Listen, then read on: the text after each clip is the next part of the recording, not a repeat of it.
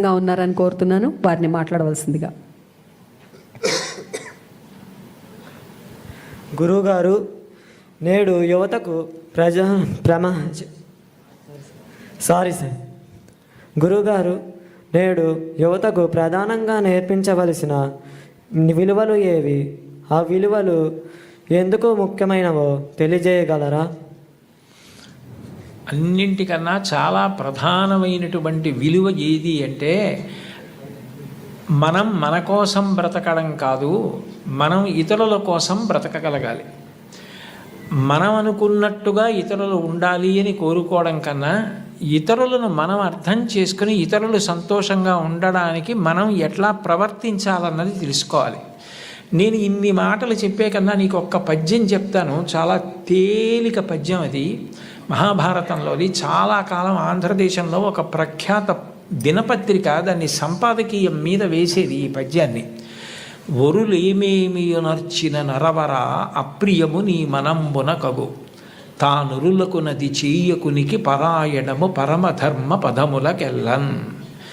నేను ఏదైనా మాట్లాడేటప్పుడు నన్ను ఎవరైనా అట్లా మాట్లాడితే, నా పట్ల అట్లా మాట్లాడితే నేను బాధపడతానా? అయితే నేను మాట్లాడను. నేను ఎవరికైనా ఏదైనా ఒక పని చేసేటప్పుడు ఇటువంటి పని నాకెవరైనా చేస్తే నేను బాధపడతానా? అయితే వద్దు, నేను వాళ్ళకి చేయను.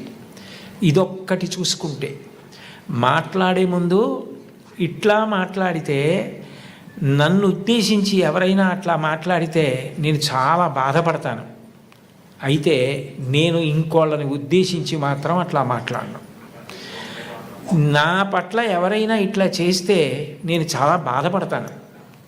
ఆ పని నేను ఇతరులకు చెయ్యను. ఏదైనా మాట్లాడే ముందు, చేసే ముందు నన్ను గురించి అలా మాట్లాడితే, నా పట్ల అట్లా చేస్తే, నేను ఏమనుకుంటానన్నది ఆలోచించుకోవడం నీకు వస్తే నువ్వు ఇతరులకు అపకారము చెయ్యలేవు. నీ వలన మేలేదు. ఒరులేమేమియునర్చిన నరవరా అప్రియముని మనంబున కగు తానురులకు నది చెయ్యకునికి పరాయణము పరమధర్మ పదములకెళ్ళన్. ఇంకంతకన్నా ధర్మం లేదు లోకంలో.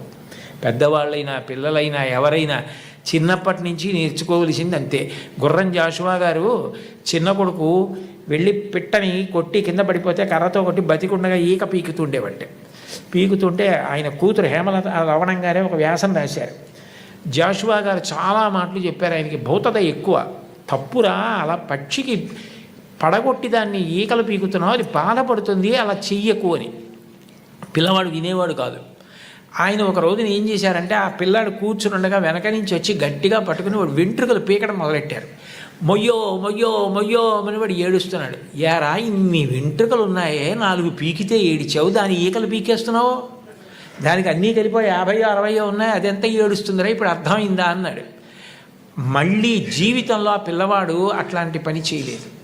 తనకి ఏది జరిగితే బాధో అర్థమైతే అది ఇతరులకు చెయ్యలేడు. ఆ రోజున భారతంలో చెప్పిన పద్యం ఎంత గొప్పదో అర్థమవుతోందా?